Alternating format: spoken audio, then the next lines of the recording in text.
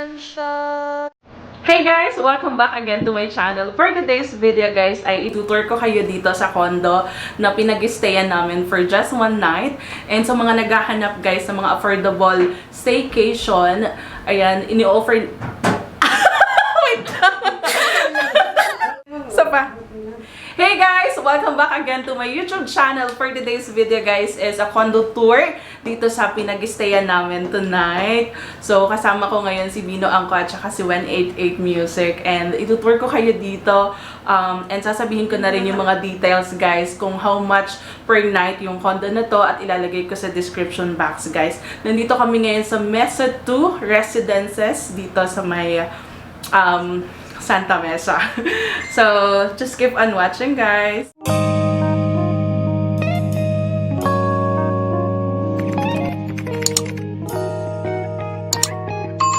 Sa mga magtatanong guys kung magkano yung per night dito, ang rate dito actually is 2,500 for 2 person.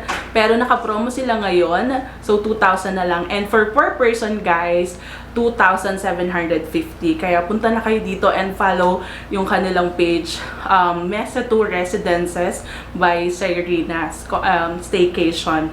Ayan. So guys, nandito kami sa Mesa 2 and ang aming room ay 1622. Alright. So pagpasok pa lang, nandito na yung kitchen. May range hood. Sara natin yung ating pinto.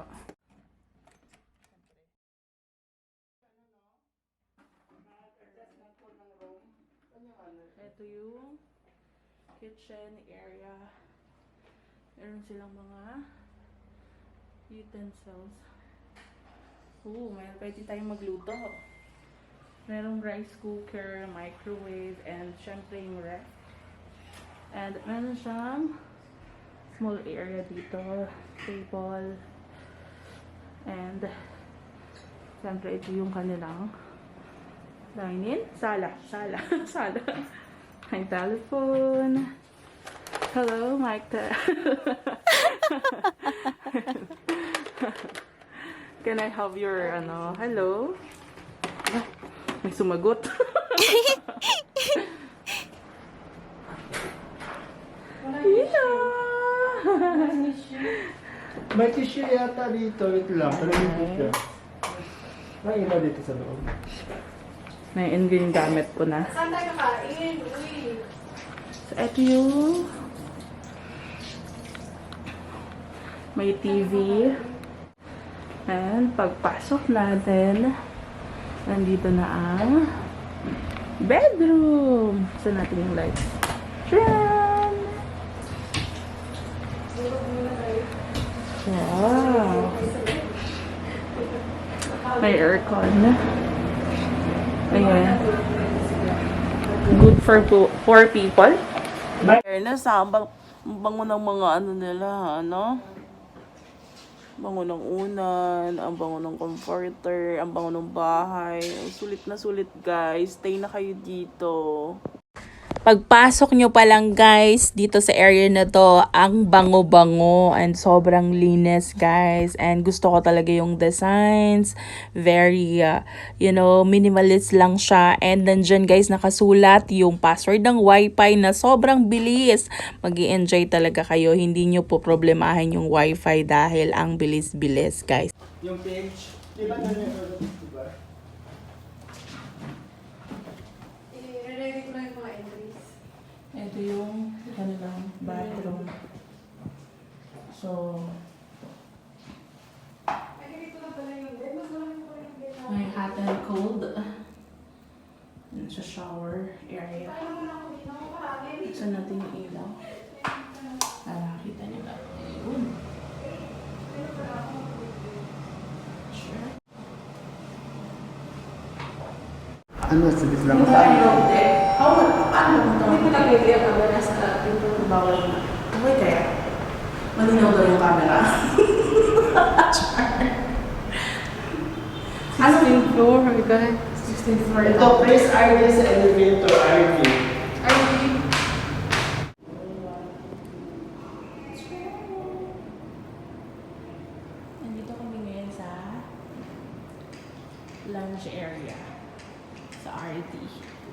lounge area. Lounge.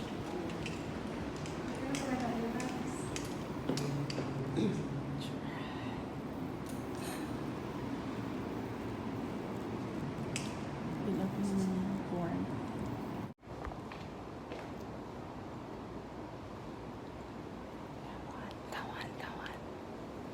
Oh my God. Nandito kami sa deck. Oh my God.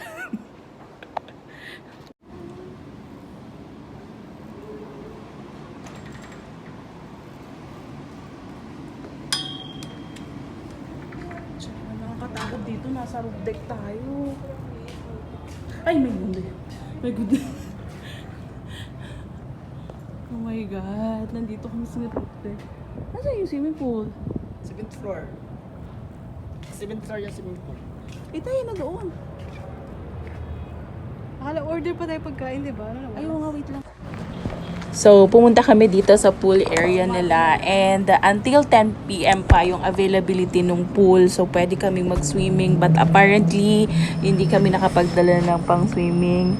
So, in-enjoy na lang namin yung view dito. Pero kung mag-stay kayo dito guys, pwede kayong mag-swimming. Ito po ang view ng Mesa 2 pool area sa gabi. Sobrang ganda and ang linis ng water nila.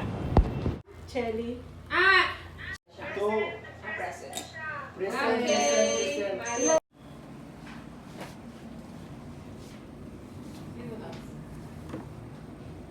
So, ito yung view from morning. Dito sa aming window. Good morning. Woohoo! Andun yung UERM mo. Yan. So, tapat lang siya ng UERM. And 5 minutes walk to Bima pa. 1, 2,